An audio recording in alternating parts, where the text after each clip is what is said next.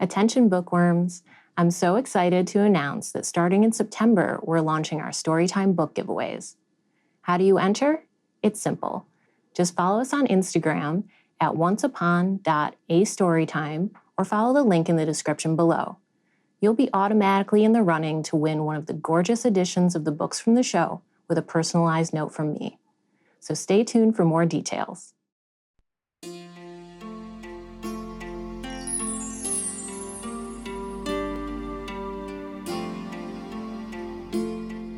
Welcome back to the Treehouse Adventures. I'm your storyteller, Miss Samantha, and today we're reading Chapter 4 of The Wind in the Willows by Kenneth Grahame. So settle in, cuddle up, and prepare to be whisked away.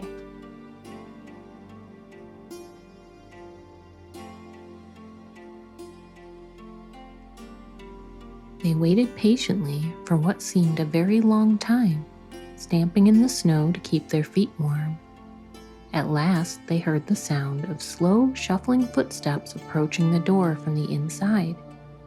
It seemed, as the mole remarked to the rat, like someone walking in carpet slippers that were too large for him and down at the heel, which was intelligent of Mole because that's exactly what it was.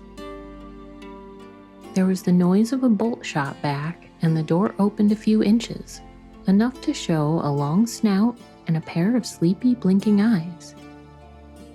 "Now, the very next time this happens," said a gruff and suspicious voice, "I shall be exceedingly angry.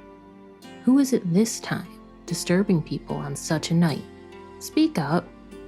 "Oh, Badger," cried Rat. "Let us in, please. It's me, Rat, and my friend Mole, and we've lost our way in the snow." "What? Ratty, my dear little man," exclaimed the Badger, in quite a different voice. "Come along in, both of you, at once. Why, you must be perished. Well, I never. Lost in the snow, and in the wild wood, too, and at this time of night. But come in with you." The two animals tumbled over each other in their eagerness to get inside, and heard the door shut behind them with great joy and relief. The Badger, who wore a long dressing gown, and whose slippers were indeed very down at the heel, carried a flat candlestick in his paw, and had probably been on his way to bed when their summons sounded. He looked kindly down on them and patted both their heads.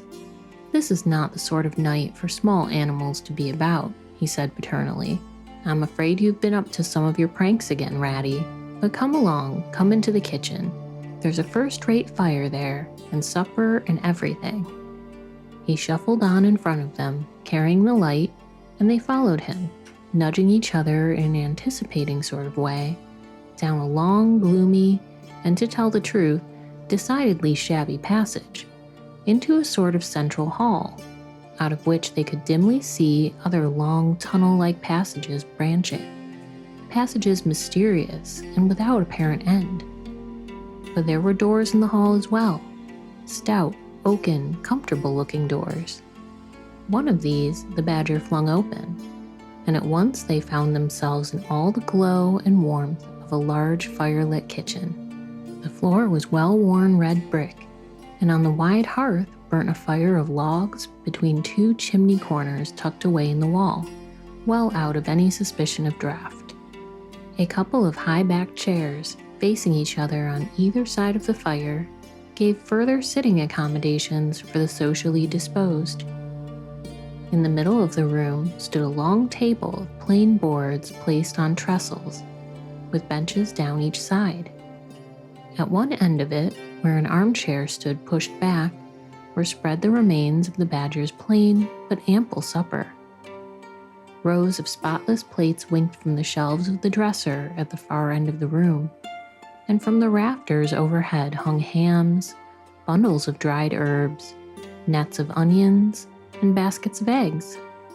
It seemed a place where heroes could fitly feast after victory, where weary harvesters could line up in scores along the table and keep their harvest home with mirth and song, or where 2 or 3 friends of simple tastes could sit about as they pleased and eat and smoke and talk in comfort and contentment. The ruddy brick floor smiled up at the smoky ceiling. The oaken settles, shiny with long wear, exchanged cheerful glances with each other. Plates on the dresser grinned at pots on the shelf, and the merry firelight flickered and played over everything without distinction. The kindly badger thrust them down onto a chair to toast themselves at the fire, and bade them remove their wet coats and boots. Then he fetched them dressing gowns and slippers, and himself bathed the mole's shin with warm water and mended the cut with sticking plaster till the whole thing was just as good as new, if not better. In the embracing light and warmth, warm and dry at last, with weary legs propped up in front of them, and a suggestive clink of plates being arranged on the table behind, it seemed to the storm-driven animals, now in safe anchorage, that the cold and trackless wild wood just left outside was miles and miles away, and all that they had suffered in it a half-forgotten dream. When at last they were thoroughly toasted, the badger summoned them to the table, where he had been busy laying a repast.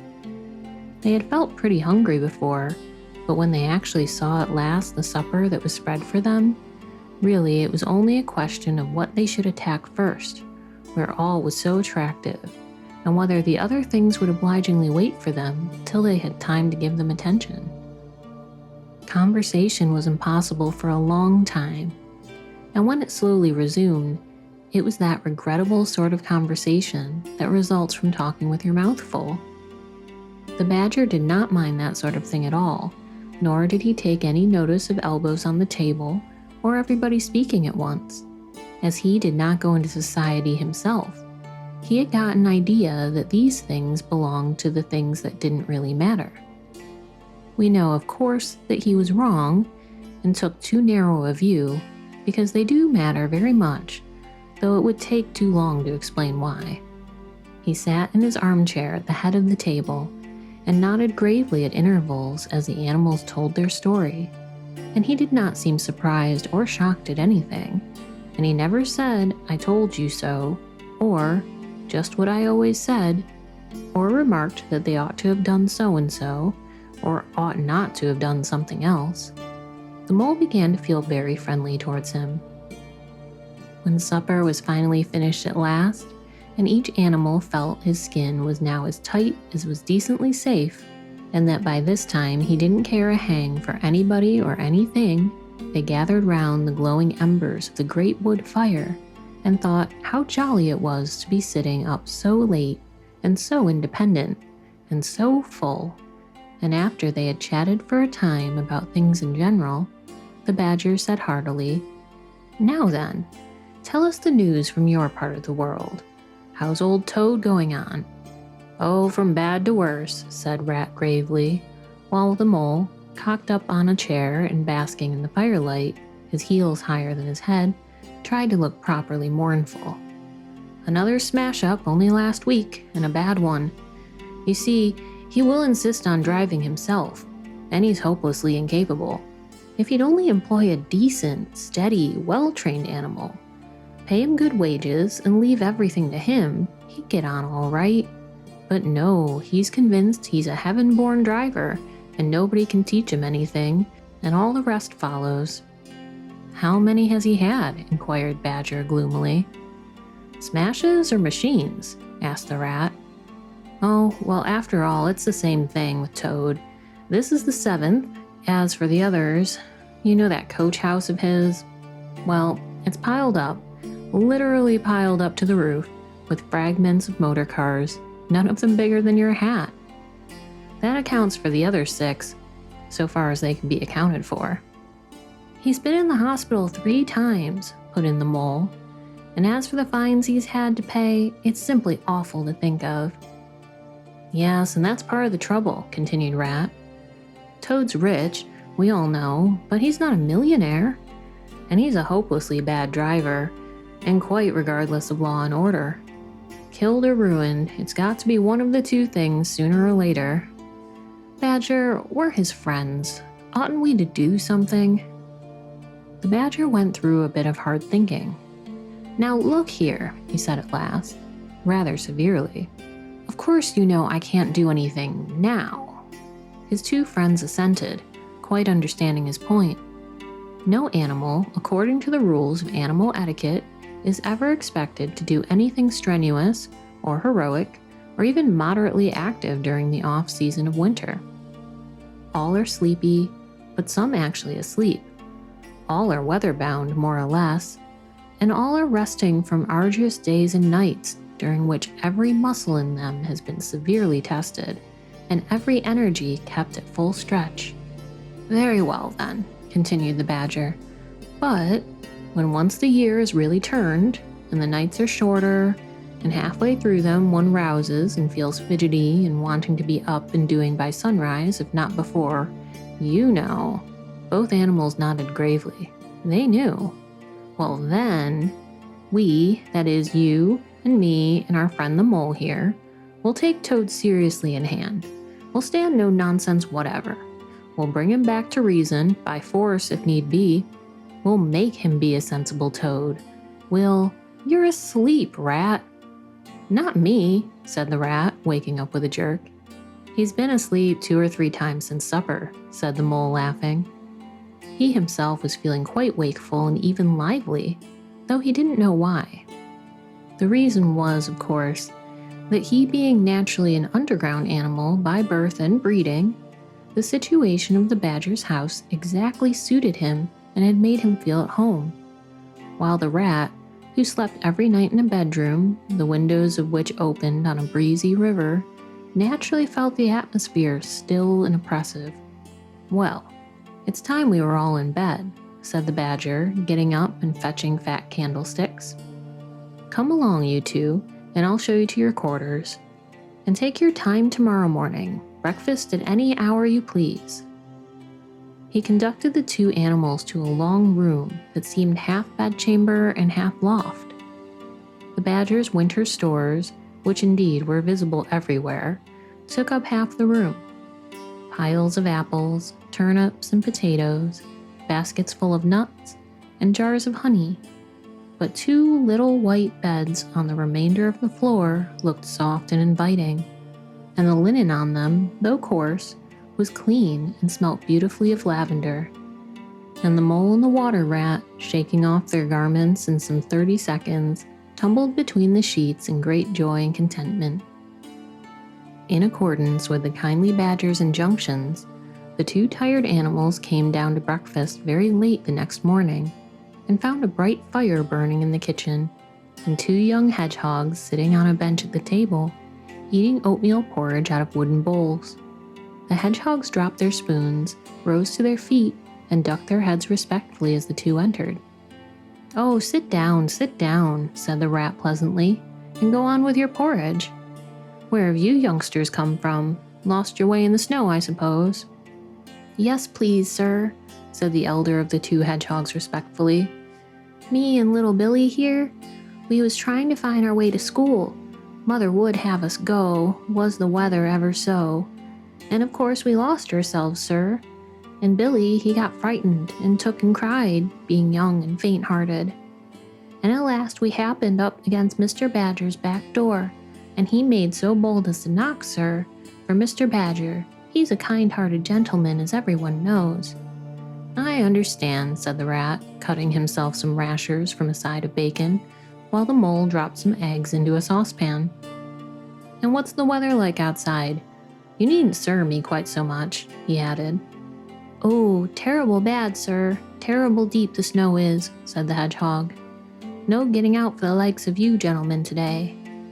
Where's Mr. Badger? Inquired Mole, as he warmed the coffee pot before the fire.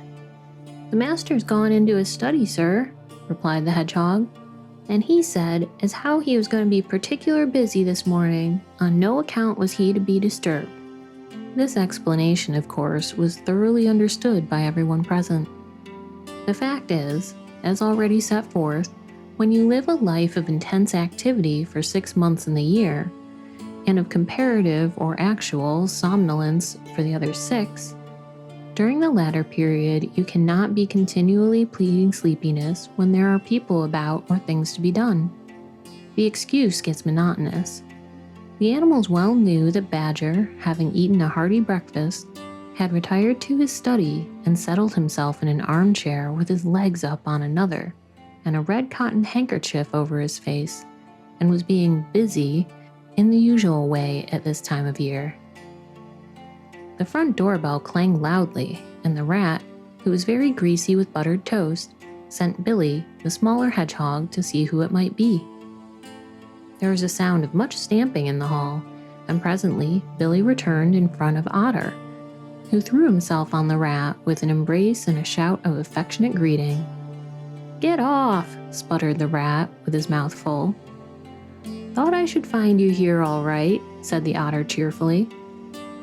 "They were all in a great state of alarm along the river bank when I arrived this morning. Rat never been home all night, nor Mole either. Something dreadful must have happened, they said, and the snow had covered up all your tracks, of course. But I knew that when people were in any fix, they mostly went to Badger, or else Badger got to know of it somehow. So I came straight off here, through the wild wood and the snow. My, it was fine coming through the snow as the red sun was rising and showing against the black tree trunks. As you went along in the stillness, every now and then masses of snow did slide off the branches suddenly with a flop, making you jump and run for cover. Snow castles and snow caverns had sprung up out of nowhere in the night, and snow bridges, terraces, ramparts. I could have stayed and played with them for hours. Here and there, great branches had been torn away by the sheer weight of the snow, and robins perched and hopped on them in their perky, conceited way, just as if they had done it themselves. A ragged string of wild geese passed overhead, high on the gray sky, and a few rooks whirled over the trees, inspected and flapped off homewards with a disgusted expression. But I met no sensible being to ask news of. About halfway across, I came on a rabbit sitting on his stump, cleaning his silly face with his paws. He was a pretty scared animal when I crept up behind him and placed a heavy forepaw on his shoulder. I had to cuff his head once or twice to get any sense out of it at all. At last I managed to extract from him that the mole had been seen in the wild wood last night by one of them. It was the talk of the burrows, he said, how Mole, Mr. Rat's particular friend, was in a bad fix, how he had lost his way, and they were up and out hunting, and were chivying him around and around. Then I asked, why didn't any of you do something?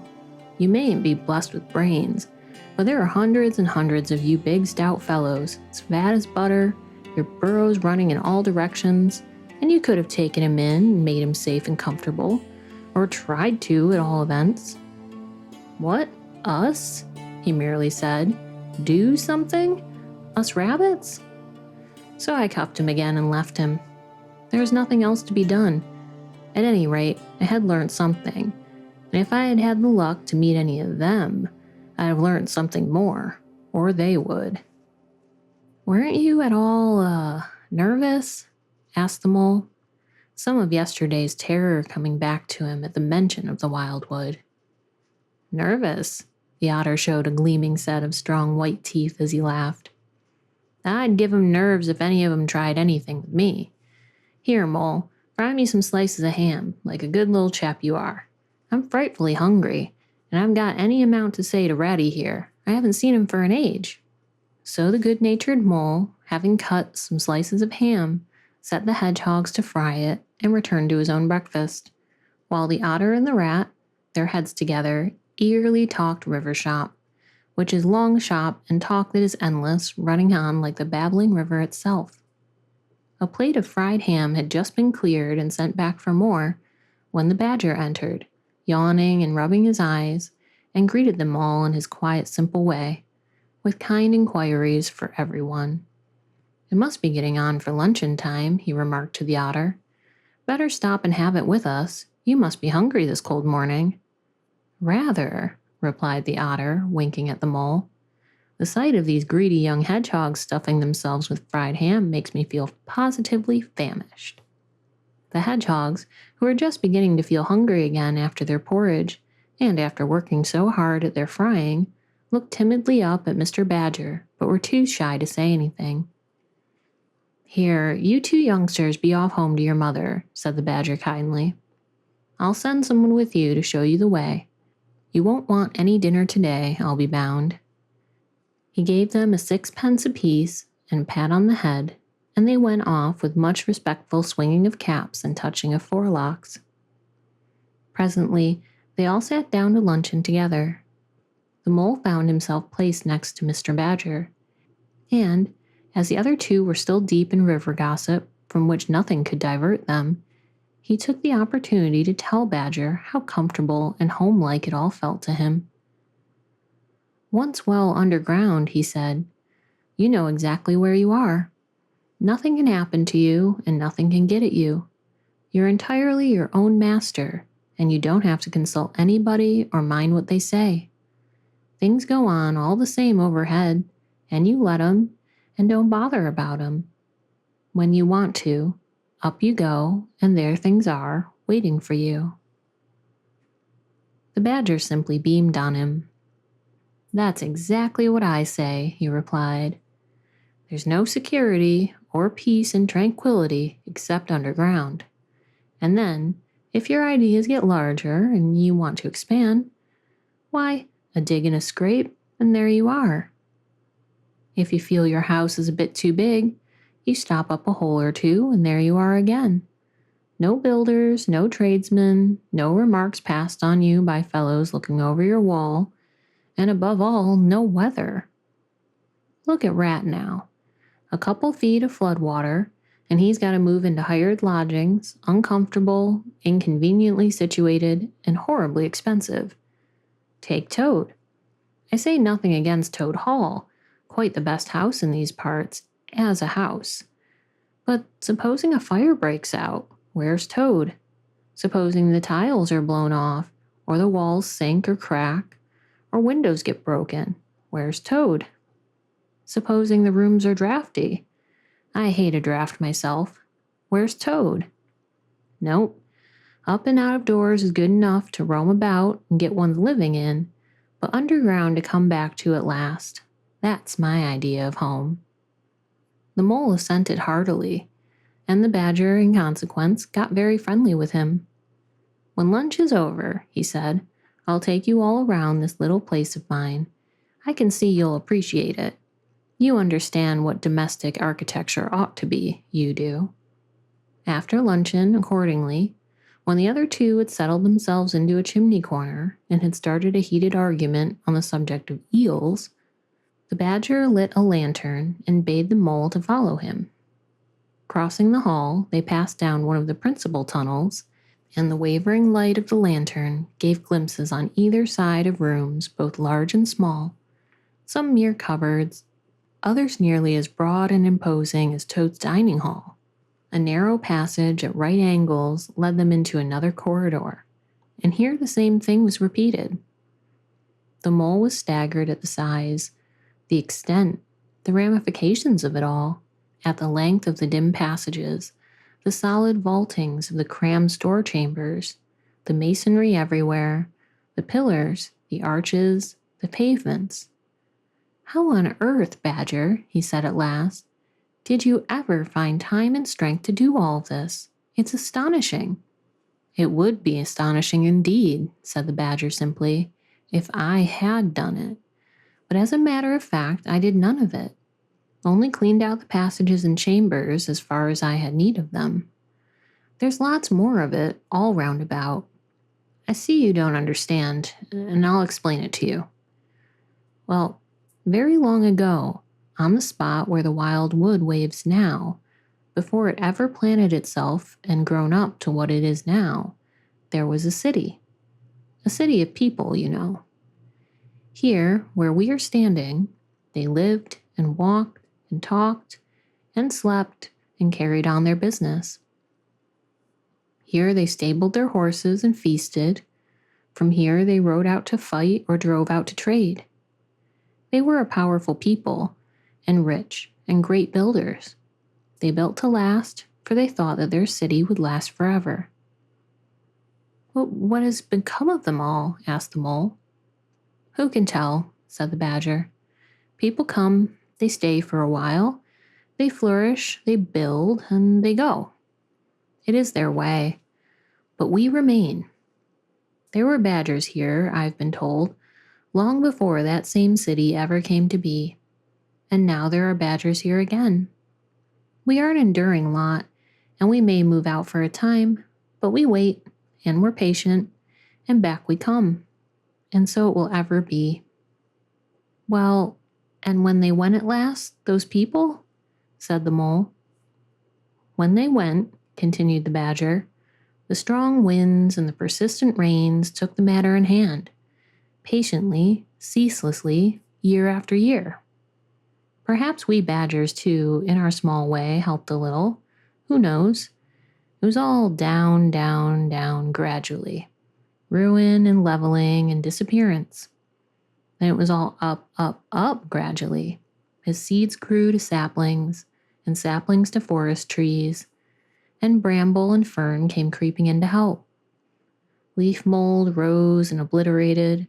Streams in their winter freshets brought sand and soil to clog and to cover, and in course of time our home was ready for us again, and we moved in. Up above us, on the surface, the same thing happened. Animals arrived, liked the look of the place, took up their quarters, settled down, spread, and flourished. They didn't bother themselves about the past. They never do. They're too busy. The place was a bit lumpy and hillocky naturally, and full of holes, but that was rather an advantage. And they don't bother about the future either. The future when perhaps the people will move in again for a time, as may very well be. The wildwood is pretty well populated by now, with all the usual lot, good, bad, and indifferent. I name no names.